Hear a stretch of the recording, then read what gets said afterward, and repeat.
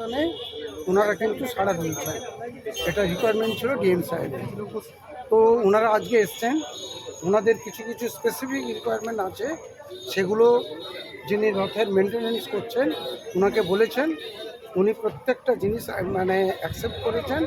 এবং আবার আগামী সোমবার ওনারা ফার্দার ভেরিফিকেশনের জন্য আসবেন, হেলথ চেক আপের জন্য আসবেন।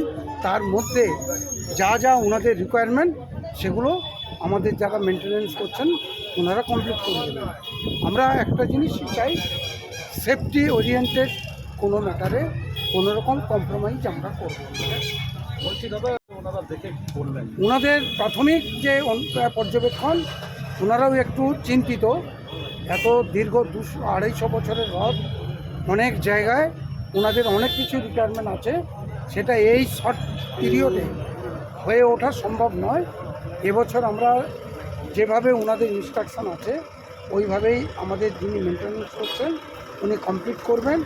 এবং নেক্সট মন্ডে আবার ওনারা আসবেন, সেই কাজগুলো হয়েছে কি না সেগুলো সরেজমিনে চেক করবেন, চেক করার পর ক্লিয়ারেন্স দেবেন। এছাড়া আমাদের কাছে আর অন্য কোনো অপশান নেই।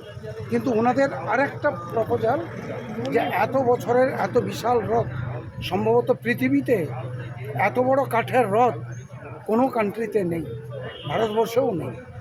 তো ওনাদের বক্তব্য, এটাকে মডেল হিসাবে রেখে পুরীতে যেমন প্রত্যেক বছর রথ তৈরি হয় ওইভাবে প্রত্যেক বছর রথ তৈরি হোক, সেই রথ টানা হবে।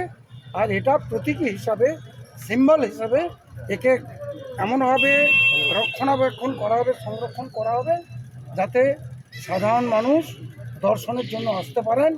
এই রথেও পূজা হবে।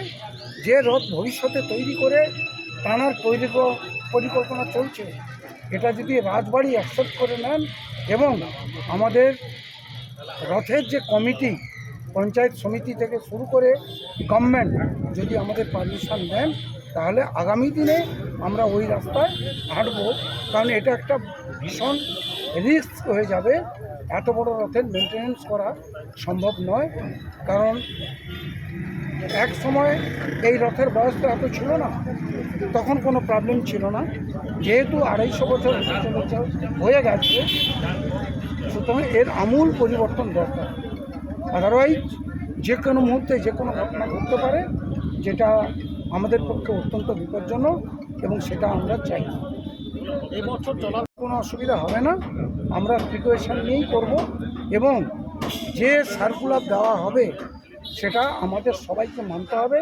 তার জন্য পুলিশ প্রশাসনের কাছে আমাদের অলরেডি ডিসকাশনে বলা হয়েছে, ওনারা সর্বতোভাবে সাহায্য করবেন এবং যা গাইডলাইন বেঁধে দেওয়া হবে তার বাইরে কারুর কোনো রিকোয়েস্ট ওনারা শুনবেন না।